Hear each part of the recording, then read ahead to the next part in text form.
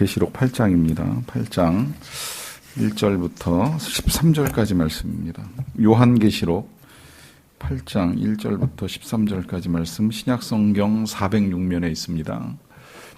8장 1절부터 13절까지 말씀을 저와 여러분들이 한 절씩 교독하도록 하겠습니다.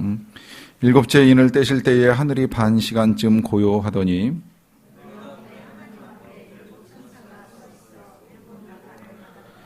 또 다른 천사가 와서 제단 곁에 서서 금 향로를 가지고 많은 향을 받았으니 이는 모든 성도의 기도와 합하여 보좌 앞 금 제단에 드리고자 함이라.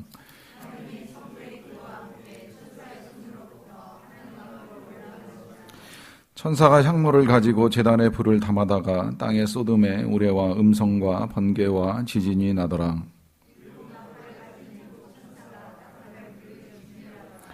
첫째 천사가 나팔을 부니 피 섞인 우박과 불이 나와서 땅에 쏟아지매 땅의 3분의 1이 타버리고 수목의 3분의 1도 타버리고 각종 푸른 풀도 타버렸더라.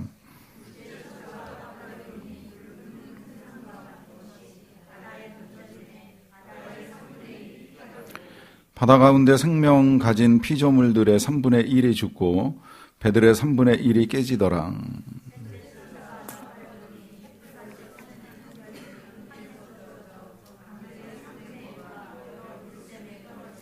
이 별 이름은 쓴쑥이라. 물의 3분의 1이 쓴쑥이 되매 그 물이 쓴 물이 되므로 많은 사람이 죽더라.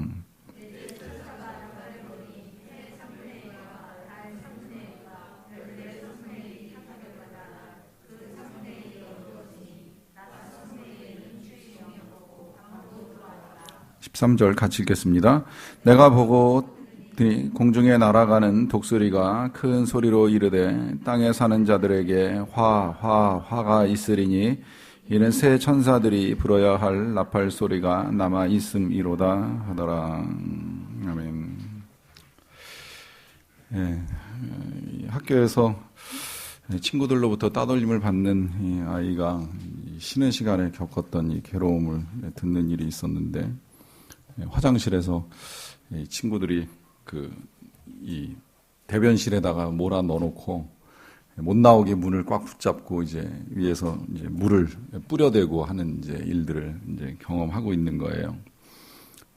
그 쉬는 시간 5분, 10분 동안이 그 아이에게 이제 굉장히 긴 고통의 시간이 될 수 있는데, 그 고통이 끝나는 건 그 학교에서 이 수업을 알리는 이제 종소리가 날 때 끝나게 됩니다. 종소리가 남과 동시에 괴롭히던 아이들이 다 교실로 후다닥 이제 뛰어서 도망쳐 들어가고, 그제야 이제 이 친구가 문을 열고 나와서 이제 그 고통의 시간을 이제 끝내는 일을 하게 됩니다. 아침에 이 이야기를 조금 나눴더니 그 상황에 있어서 이제 그 아이가 이 종소리와 함께 어려움에서 이렇게 놓인 건 다행스러운 일이다, 이제 이런 마음은 생기는데, 그를 괴롭혔던 이제 아이들은 그럼 이제 그 상태로 본인들이 잘못한 걸 알지도 못하고 깨닫지도 못하고 또 처벌받지도 않고 이제 그냥 진행되는 것인가, 이제 이런 생각을 하시는 분들이 조금 계셨던 것 같아요. 이 세상에서는 이제 그런 일들이 종종 진행될 수 있습니다. 그러니까 어려웠던 사람이 그 어려움으로부터 이제 벗어나는 일을 겪는 이제 일도 있을 수 있고요. 또 어려움을 줬지만 그 어려움을 준 사람이 어려움을 준 만큼 충분히 이제 처벌받지 않는 일도 일어납니다. 그런데 이 세상이 끝날 때는 좀 달라요. 학교에서는 종이 치면 그 종소리와 함께 고통에서 벗어나는 친구가 있고 악을 중단하는 이제 친구들이 있을 수 있지만, 세상에서 이제 경고의 나팔이 울리게 되면 그건 이제 완전히 달라집니다. 이제 그때는 긴 시간 이제 참으셨던 이제 하나님의 이 보응하심과 또 하나님의 구원하심이 이제 동시에 임하기 때문에 이제 우리가 이 세상에서 겪었던 일들과는 이제 조금 다른 양상으로 전개된다는 것입니다. 계시록이 우리에게 이제 그것을 보여주는 이제 말씀이라고도 할 수 있겠는데요. 이미 우리가 이제 지난주에 보았던 그 일곱 개의 인을 떼는 사건을 통해서 어느 정도 이제 그 윤곽이 드러났어요. 하나님께서 하시는 일이 어떤 것인가 하는 이제 윤곽이 대충 드러났는데, 이제 오늘부터는 7개의 나팔이 불릴 때에 일어나는 일들이 이제 어떤 것인가라고 하는 것을 보게 됩니다. 참고로 이 7개의 인을 떼게 될 때에 이제 6개까지 떼는 건 우리가 지난 시간에 봤고요. 마지막 7번째 인을 떼는 것이 시작이 될 때는 어떤 특별한 현상이 나타나는 것이 아니라 그 자체가 7개의 나팔하고 연결이 돼가지고 인 떼는 그 자체가 7개의 나팔을 부는 하나하나의 현상으로 이제 보여요. 그리고 이 7개의 나팔을 뗄 때도 똑같이 6개의 나팔을 이제 불 때에 하나씩 나타나는 현상들이 열거되다가 마지막 7번째 나팔을 불면 어떤 현상이 나오는 게 아니라 다시 7개의 대접이 등장을 하고 이 대접 하나하나가 이제 쏟아내는 하나님의 진노가 무엇인지를 이제 우리에게 보여주는 일을 하게 됩니다. 그래서 지금 이제 저와 여러분들은 7개의 인을 떼고 이제 7개의 나팔을 이제 부는 이제 요 사이에 와 있는데, 여기서 일로 넘어가기 전에 우리가 이제 지난 시간에 이 삽경이라고 해서 이제 또 하나의 그림을 봤잖아요. 하나님의 나라에서 드려지는 예배. 그 예배의 자리에 흰옷 입고 나온 사람들, 그들이 어떻게 나올 수 있었는지 그와 같은 이제 그림을 함께 보는 일이 있었습니다. 이제 오늘은 나팔을 보는데 이 나팔과 인의 차이를 그냥 조금 정리를 하고 이제 나팔 불 때 어떤 일이 일어나는지를 좀 보았으면 좋겠는데요. 이 7개의 인을 뗀다는 거는 일단 이제 주님이 재림하시기 직전에 이제 징조들을 이야기하는 거예요. 아직 재림의 때가 임박하진 않았어요. 그렇지만 이 땅에 이제 이미 지금도 우리가 겪고 있는 일들, 질병이나 기근이나 이제 전쟁이나 순교의 일들을 통하여 어느 순간 이런 일들이 끝나고 주님이 오실 때가 점점 가까웠구나라고 하는 것을 볼 수 있는 징조들이 이제 나타나는 겁니다. 근데 나팔은 달라요. 나팔은 이미 불기 시작하면서부터 실제 이제 심판이 진행되는 거예요. 그러나 그 심판이 전체적이지는 않아요. 이제 오늘 벌써 금방 확인하시겠지만 이제 부분적으로 진행되는 심판의 내용들을 우리가 보게 될 것이고요. 그와 같이 징조와 심판이 임할 때에 이 징조는 이제 자연계에 임하는 징조라고 할 수 있겠고, 이 실제 심판은 이제 인간계, 제가 잘못 말씀드렸네요. 이것은 그러니까 보편적인 심판이고요. 미안합니다. 보편적인 심판이고, 이거는 이제 특수한 심판이에요. 보편적이다, 특수하다 이렇게 이제 말씀드리는 이유는 뭐냐면, 아까 말씀드린 전쟁이나 기근이나 뭐 질병이나 아니면 순교는 세계 어느 지역에 있는 누구라도 다 경험할 수 있는, 경험할 가능성이 있는, 누구에게나 개연성이 있는 일들을 가지고 말씀을 드리는 거고, 특수하다라고 하는 건 이제 보편적이라기보다는 이제 제한적으로 그 일에 이제 노출되는 사람들이 있을 거라는 거예요.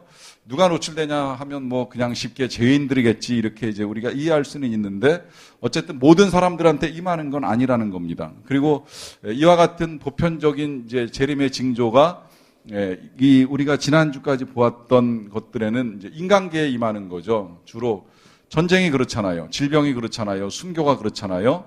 그런데 이제 오늘 우리가 보는 4개의 나팔이 불릴 때 나타나는 현상들은 이제 주로 자연계에 나타나는 현상들을 통해서 하나님이 1차적으로 어떤 심판을 실제로 진행해 가시는지를 이제 보여주는 일을 하게 됩니다. 그런데 이제 그런 그 심판이 진행되기 전에 그 8장 1절을 보시게 되면 마지막 7째 인을 떼실 때에 이제 특별한 현상이 한 가지가 더 나타나는데요. 8장 1절을 보면서 제가 말씀을 드릴게요. 자, 7째 인을 떼실 때에 하늘이 한 반 시간쯤 고요하다 그래요.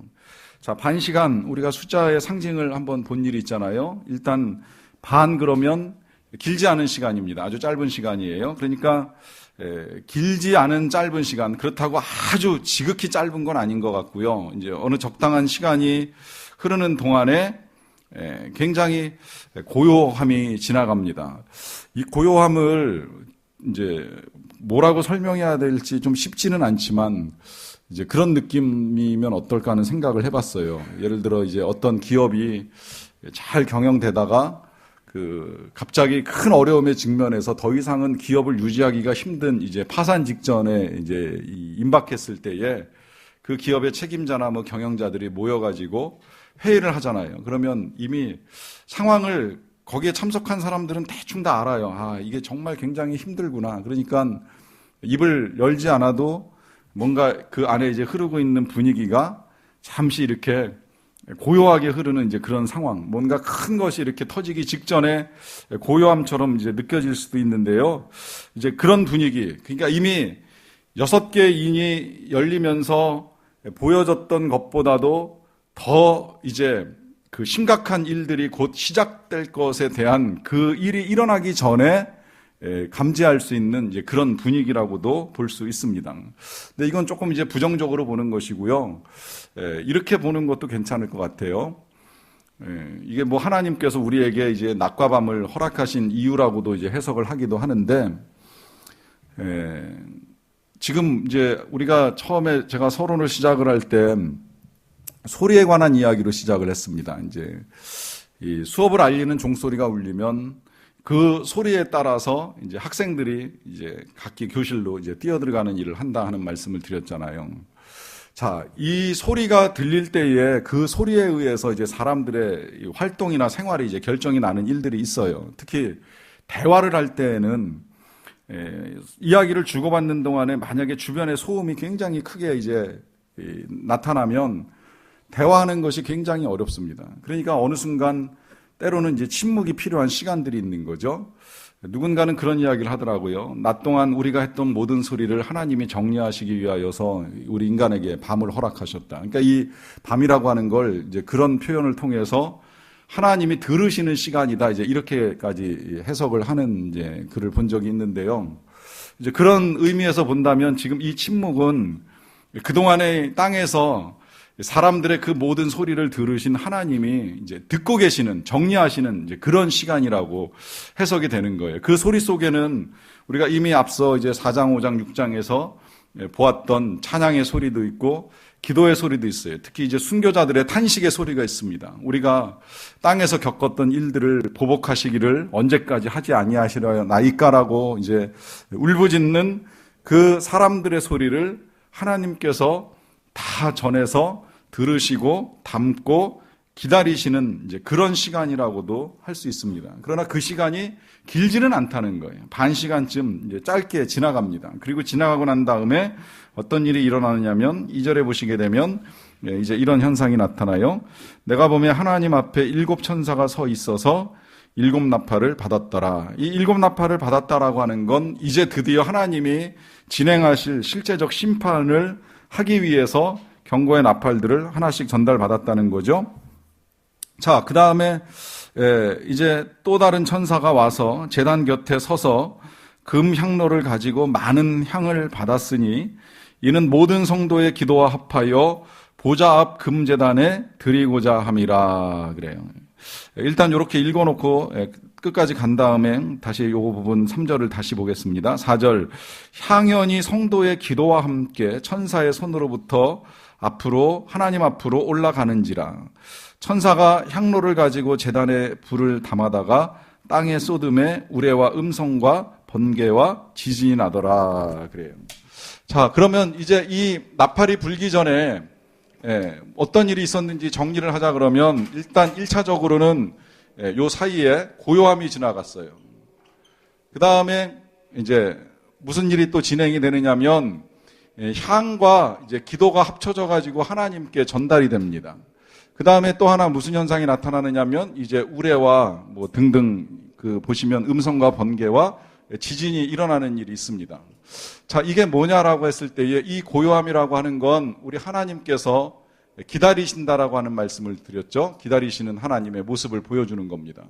그러면 향과 기도가 함께 올라간다라고 했을 때 이건 뭐냐면 우리 하나님께서 지금 백성들의 기도를 들으신다라고 하는 이제 의미를 이제 우리에게 보여줍니다. 다만 이 향과 기도가 지금 우리가 앞서 보았던 6장에서 나온 거하고 좀 달라졌어요. 6장에는 그냥 향연이 하늘로 올라가더라. 이 향은 성도들의 기도라 해서 향과 기도가 이제 동일하게 사용이 됐는데 지금 여기서는 기도의 향이 이제 얹혀져서 함께 하나님께 이제 올라가는 것을 보여주고 있습니다. 그럼 왜 다르냐? 이제 이렇게 이제 의문이 생길 수 있는데 그거는 이제 이렇게 해석을 하시면 좋을 것 같아요. 일단 보는 시각이 다르다고 보는 이제 그 경향이 하나 있어요. 그냥 기도를 향이라고 봐도 되고 아니면 그 기도의 향이 합쳐져서 어쨌든 하나님께로 이제 상달되는 것이다. 이렇게 봐도 둘 다 상관은 없다는 거예요. 근데 여기에 굳이 해석을 좀 더 덧붙이자라고 한다면 이 향이 가지고 있는 기능 중에 한 가지가 정화 기능입니다. 정결케 하는 기능입니다. 특히 고대 사회에서 그 사람이 죽고 나면 시체에다 향을 직접 쓰는 경우도 있고 아니면 장례하는 자리에 향을 피워놓는 경우도 있잖아요. 이건 이제 뭔가 악취나 정화를 위해서 이제 사용되는 도구인데 그런 의미에서 향이 기도와 함께 올라간다라고 하는 건 우리의 기도에 불순한 것들이 이 향과 더불어서 정화돼서 하나님께 올려진다는 거예요. 근데 그 일이 필요합니다. 왜냐하면 실상 우리의 기도는 많은 경우에 하나님의 뜻을 따르지 않는 경우들이 굉장히 많거든요. 생각보다. 어떻게 하다가 제가 오늘 새벽에 이 주기도문 내용을 가지고 쭉 열거하면서 하늘에 계신 우리 아버지라고 하지 마라. 절대 공동체를 인정하지 않으면서 뭐 일용할 양식을 달라고 하지 마라. 평생 먹을 양식을 얻기 위해 기를 쓰면서 뭐 용서해달라고 하지 마라. 남은 절대 용서하지 않으면서 뭐 이제 이런 이야기, 특히 하나님의 뜻이 이루어지다 기도하지 말라. 실은 내 뜻만 계속 구하면서 이제 이런 식으로 우리가 매일같이 드리는 기도와 전혀 상관없이 살아가는 우리의 삶을 이제 빗대어 쓴 글을 오래간만에 다시 읽었는데요. 이 이야기는 결국 실제로 우리의 기도가 하나님의 뜻과 상관없는 것들을 구하는 일들이 생각보다 많을 수 있다는 거예요. 이걸 어떻게 하겠어요? 그렇다고 이게 맞나 안 맞나 언제 이걸 우리가 정화해서 하나하나 검증해보고 확인해서 기도하겠습니까? 이걸 못하죠. 그러니까 이 기도를 정화시켜줄 수 있는 뭔가가 있어야 된다는 거예요. 이제 그걸 합쳐서 하나님께 올려진다 이렇게 보셔도 틀리진 않는 거예요. 그런데 그러면 앞서 이제 그거하고도 연결돼서 앞서는 그 6장에서 가는 성도들의 기도가 향으로 하나님께 이제 올려졌다 이렇게 표현되어 있는데 그럼 그건 뭐냐 하면 오히려 그게 지금 이 문제 제가 말씀드린 거를 풀어나가는데 훨씬 더 답을 찾기가 쉽습니다. 왜냐하면 앞서 올라간 그 성도들의 기도는 순교자들의 기도예요. 순교자들의 기도. 순교자들의 기도라는 건 뭐예요? 그들이 구한 건 하나님의 뜻밖에 없어요. 하나님의 뜻을 구하다가 순교를 당했어요. 이 땅에서 살려주세요, 도와주세요, 울부짖다 끝난 인생들이 아니라 난 죽어도 날 죽이는 이 백성들이 하나님을 믿기를 바랍니다. 구원받기를 바랍니다. 하나님의 사랑을 알기를 원합니다. 울부짖다가 떠나간 사람들의 기도는 향이 더 이상 필요가 없는 거예요. 그 자체가 향으로 하나님께 드려지는 거예요. 그런데 여기 지금 8장에 나오는 이 기도는 여기 보시면 성도의 기도라고 했으니까 모든 성도의 기도라고 했으니까 여기는 진짜 오랜 신앙을 가진 사람도 있는가 하면 초신자도 있고 하나님을 잘 모르는 사람도 있는 이 모든 사람들의 기도가 다 정확하거나 옳은 것이 아닐 수도 있으니까 그게 이제 향을 통해서 정화되어 하나님께 올라가는 일이 진행된다는 것입니다. 그것이 진행되고 나니까 그 다음에 나타나는 일이 뭐예요? 그것이 하나님 앞으로 올라가니까 5절에 보시면 천사가 향로를 가지고 제단에 불을 담아다가 땅에 쏟아요. 땅에 쏟았다라고 하는 건 이제 때가 됐다는 거예요. 드디어 그 향으로 드려진 기도가 때가 차니까 그 다음에 뭐가 나타나요? 우레와 지진과 음성과 번개가 나옵니다. 뭘까요? 이것은 하나님의 임재를 상징하는 거예요. 언제나 이와 같은 것들이 쭉 열거되면 하나님이 나타나실 때에 보이는 현상이에요. 가장 대표적으로는 이스라엘 백성들이 시내산에서 십계명 받을 때에 우레와 지진과 음성과 번개가 나는 걸 봤고요. 또 이건 공동체적으로 경험한 거고요. 또 개인적으로는 엘리야가 이 바알 신의 선지자들과 전쟁을 치르고서 결국 이세벨에 의해서 쫓겨 도망가서 사는 구멍에 이제 산 굴에 숨어 있을 때에 하나님이 그에게 가까이 오시면서 나타났던 현상이 똑같이 우레와 지진과 번개로 이제 임하셔서 엘리야한테 말씀하시잖아요. 이제 네가 왜 여기 있느냐? 이건 무슨 이야기예요? 임재하시는 거예요. 하나님이 임재하시는. 왜 임재하세요? 그 임재하시는 이유는 이 기다리고 들으셨던 그 모든 것들에 대해서 응답하시고 역사하시기 위해서 이제 하나님이 임재하시는 거죠. 결국은 이 일들을 통해서 또 나팔이 불기 전에 한 번 더 우리에게 확인시켜주는 가장 중요한 진리가 뭐예요? 이 모든 것들을 통해서 살아계신 하나님을 우리에게 보여주는 거예요. 살아계신 하나님을. 자, 이 살아계신 하나님을 보는 것은 늘 중요합니다. 왜? 안 그러면 이 세상이 뭔가 잘못됐거든요. 억울한 사람이 너무 많거든요. 왕따를 당하는 친구가 있고, 반모섬에 유배된 사도가 있고, 순교하는 영혼들이 있고, 가난 가운데 죽어가는 사람들이 있고, 배불러 죽어가는 사람들도 있지만 배고파 죽어가는 사람들도 있고, 이 부조리한 세상에 하나님이 살아계신 걸 보지 않으면 안 된다는 거죠. 그 하나님이 긴 시간을 기다리고 기도를 들으시다가 이제 역사하기 시작할 때 하시는 일이 뭐냐면 나팔을 불어요. 근데 왜 나팔을 불겠습니까? 이 나팔은 언제나 몇 가지 이유를 가지고 이제 나팔을 불게 되는데, 그 이유는 첫 번째로는 백성들을 이제 모으는 거죠. 회집한다 그래요. 자, 때가 돼서 백성들을 모을 때에 나팔이 붑니다. 그리고 모을 뿐만 아니라 또 나팔이 불 때에 가장 대표적인 예로 그 여리고성을 이스라엘 백성들이 돌 때 침묵으로 6일을 돌다가 마지막 날 6바퀴를 돌 때도 침묵을 지키다가 그 마지막 7번째 바퀴에서 이제 나팔을 불면서 함성을 지르는데, 왜 함성을 지르겠어요? 그 함성을 지르는 이유는 이 성을 도는 이스라엘 백성들 입장에서는 승리와 영광을 상징하는 것이지만, 반대로 그 여리고성 안에 있었던 사람들에게는 심판이 임하는 것을 알리는 거예요. 그런 의미에서 나팔은 하나님을 믿는 백성들에게는 승리와 영광이요, 하나님을 등지고 살아왔던 사람들에게는 이제 심판의 메시지로 소리가 울리게 됩니다. 이 소리가 학교에서 울리는 소리하고 이제 전혀 다른 소리죠. 갇혀 있었던 아이에게는 정말 구원의 소식이 될 수 있겠지만, 그동안에 이제 악을 행했던 자들, 학교에서야 뭐 당장 심판이 나타나지 않을 수도 있겠지만, 이 세상에서는 반드시 하나님이 심판하시는 것을 보여주는 이제 일들로서 하나님이 나팔 부는 일을 이제 시작을 하는 겁니다. 자, 그러면 각각의 나팔이 불려질 때 어떤 일이 일어나는지를 8장 6절부터 이제 좀 보도록 하겠습니다. 7 나팔을 가진 7 천사가 나팔 불기를 준비하더라. 첫째 천사가 나팔을 부니 피 섞인 우박과 불이 나와서 땅에 쏟아지며 땅의 3분의 1이 타버리고 수목의 3분의 1도 타버리고 푸른 풀도 각종 푸른 풀도 타버렸더라 그래요. 어렵지 않으니까 같이 정리를 해주셔도 감사하겠습니다. 첫 번째 나팔을 불 때에 나타나는 현상이 뭐예요? 제일 먼저 피 섞인 우박, 피 섞인 우박이 일단 나왔고요. 그 다음에 불도 나왔어요. 자, 그게 땅에 떨어지면 이제 손상되는 거 뭐가 손상이 돼요? 땅이 손상이 되고, 그 다음에 땅에 수목과 그 다음에 푸른 풀도 손상이 된다 그래요. 뭐 크게 어려울 건 없으니까 일단 이렇게 써놓고 넘어가도록 하겠습니다. 그 다음에 둘째 천사가 나팔을 불 때 어떤 일이 벌어지는가? 8장 8절과 9절을 보시게 되면 둘째 천사가 나팔을 부니 이제 뭐가 바다에 던져져요? 불붙는 큰 산이 어디에 던져져요? 바다에 던져졌다 그래요. 그리고 그것이 던져지는 바람에 나타나는 현상은 뭐냐면 바다의 3분의 1이 피가 되고, 그 다음에 바다 가운데 생명을 가진 피조물, 그냥 어류라고 할게요. 그 다음에 또 하나 배의 3분의 1이 어떻게 됐다고요? 깨지더라 그래요.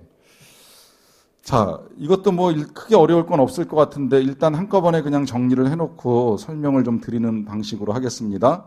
자, 그 다음에 이제 세 번째 천사가 나팔을 불어요. 어떤 일이 벌어지나 봤더니 이번에는 횃불같이 타는 큰 별이라 그랬어요. 횃불같이 타는 큰 별. 그 별이 어디에 떨어집니까? 하늘에서 떨어져 강들의 3분의 1과 또 여러 물샘과 그 다음에 어디에 떨어져요? 물샘에 떨어지니 이 별의 이름은 쓴쑥이라. 물의 3분의 1이 쓴쑥이 되매 그 물이 쓴 물이 되므로 많은 사람이 죽더라 그래요. 자, 그 다음에 이제 그 넷째 천사 나팔 부는 것까지 맞아 보겠습니다.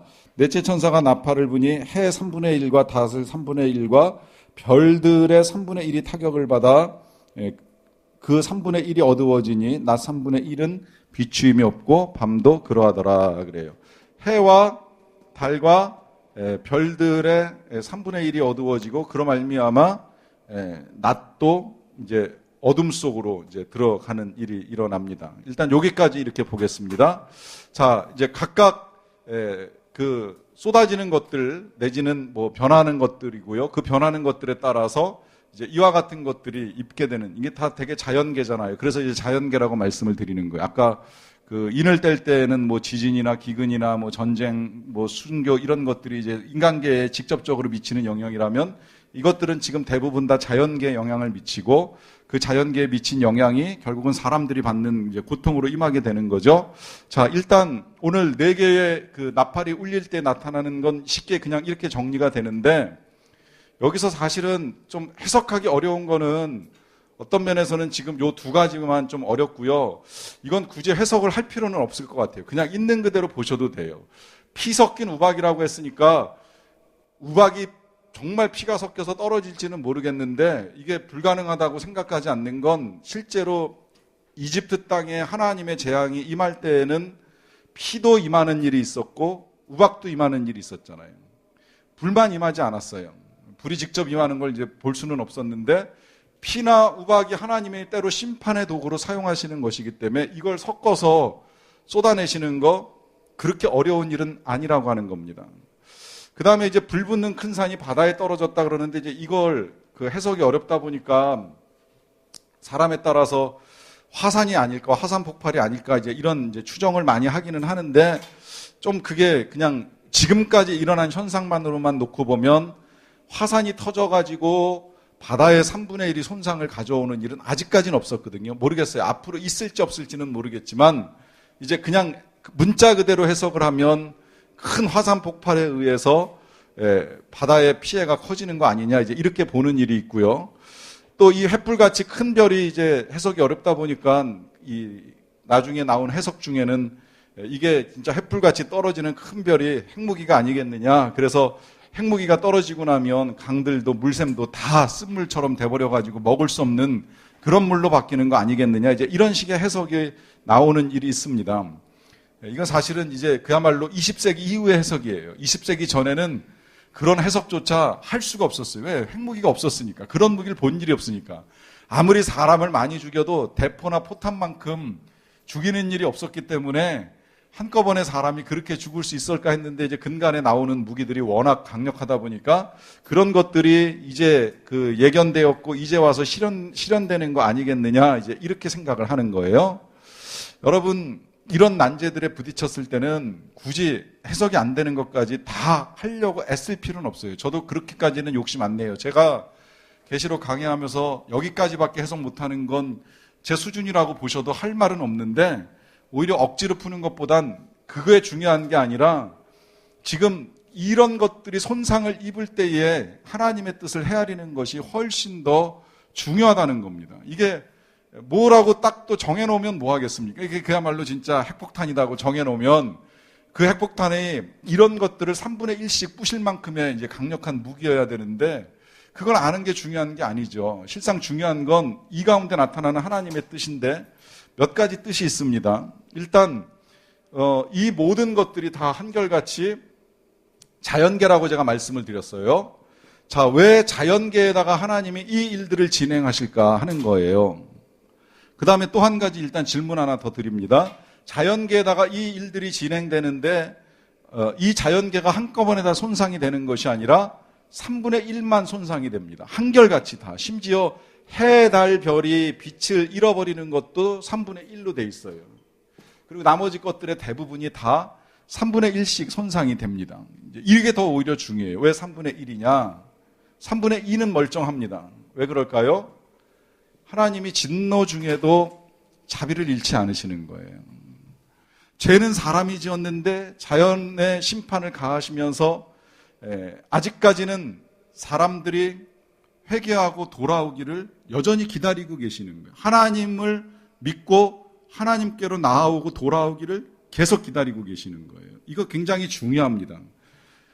우리 지금 여기 이렇게 보면 피나 우박 같은 거, 이 마지막에 어둠을 이제 우리가 구약에서는 흑암이라고 보통 이야기하는데 이 흑암 같은 재앙 보시면 벌써 딱 느낌 오잖아요. 이게 어디 내렸던 재앙이에요? 이집트에 내렸던 재앙이에요. 근데 이집트에 이와 같은 재앙이 내리기 전에, 내릴 때까지 바로가 이스라엘 백성들을 보내요, 안 보내요? 안 보내요.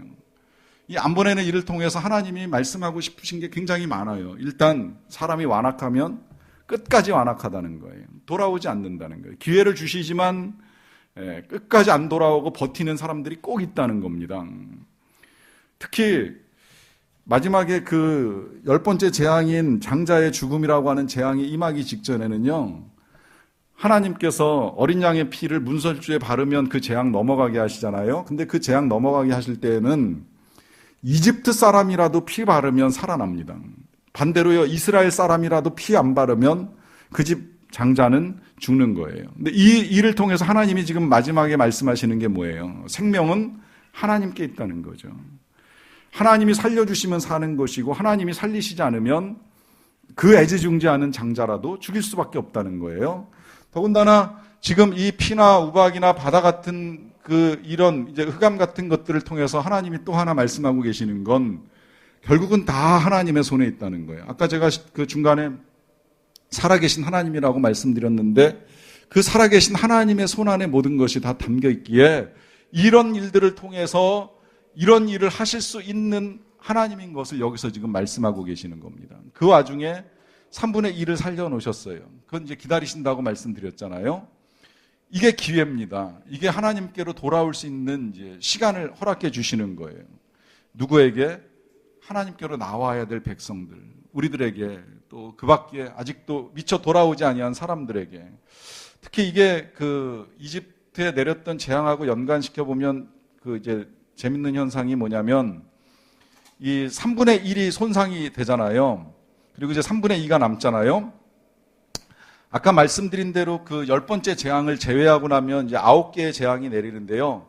이 9개의 재앙 중에 3개의 재앙이 내릴 때까지는 이스라엘 백성들과 이집트 사람들이 동시에 고통을 겪습니다. 이제 피재앙, 개구리 재앙, 그 다음에 이가 날라오는 재앙은 이스라엘 백성들도 함께 고통을 겪어요. 그런데 그 다음 재앙, 뭐 파리라든지 뭐 우박이라든지 뭐 등등의 재앙에서는 나머지는 이집트 사람들이 사는 데만 내리고 이스라엘 백성들이 사는 데는 내리지가 않아요.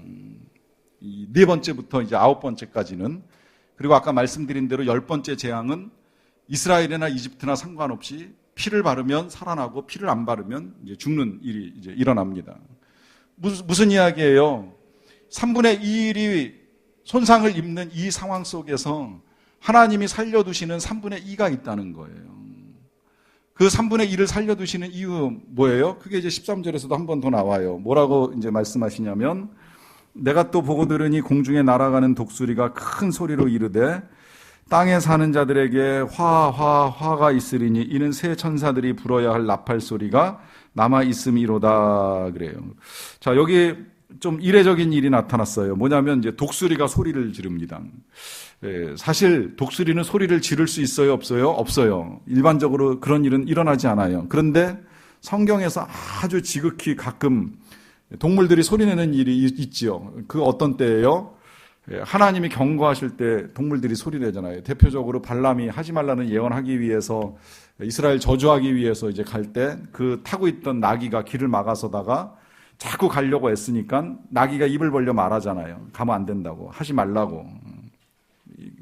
그런 이제 일이 좀처럼 안 일어나는데 지금 여기서 직접 하셔도 되는 하나님의 말씀을 독수리를 통해서 하시는 말씀은 지금 그만큼 이제 그 심판이 심각하다는 거예요. 그래서 땅에 사는 자들에게 화가 있으리라 그래요. 왜 3번 말했느냐라고 보면 이제 반복해서 강조하는 거 아니겠느냐 하겠는데, 보통은 그러면 2번 합니다. 근데 3번이라고 보는 거는 아직 나팔이 3개가 남아있기 때문이에요. 근데 그건 하나하나 이제 불릴 때마다 우리가 다음 시간에 보겠지만 지금까지 나왔던 거와는 또 다르게 이 3분의 1이 손상을 입는 거하고는 또 다른 규모로 진행이 되기 때문에 화가 3번 더 있을 것이다 라고 하면서 이는 새 천사들이 불어야 하는 나팔 소리가 남아있기 때문이다 라고 하는 말씀을 하고 계십니다. 이렇게 경고하고 독수리를 통해서 경고하고 다시 나팔을 부시는 이유 뭘까요? 여전히 기회를 주고 계신다는 거예요. 돌아올 기회를 주고 계신다는 거예요. 회개의 기회를 주고 계신다는 거예요. 그런데 문제는 사람들이 생각처럼 안 돌아옵니다. 이 마지막에 이스라엘에게나 아니면 지금 이집트에게나 아니면 지금 이 네 개의 나팔이 불릴 때에 이 어둠, 이 흑암이라고 하는 재앙이 임한 것도 어떻게 보면 참 귀한 메시지를 하나님이 우리에게 시각적으로 주신다 이런 생각이 다시 들게 되는데요. 언젠가 왜 우리 교회에 오셨던 다니엘 선교사님이 그 하나님의 공평에 대해서 이제 그런 말씀을 하신 일이 있었잖아요. 이 땅에서 하나님 없이 그냥 마음대로 살던 사람은 그렇게 살다가 인생 끝나는 사람은 하나님이 공평하게 그러면 이제 그런 세상으로 가라. 또 열심히 정말 하나님을 예배하고 섬기며 살던 사람은 공평하게 그럼 그런 세상에서 영원히 하나님을 섬기고 예배하면서 살아라. 이제 이렇게 하나님이 공평하게 해주시겠다는 거예요.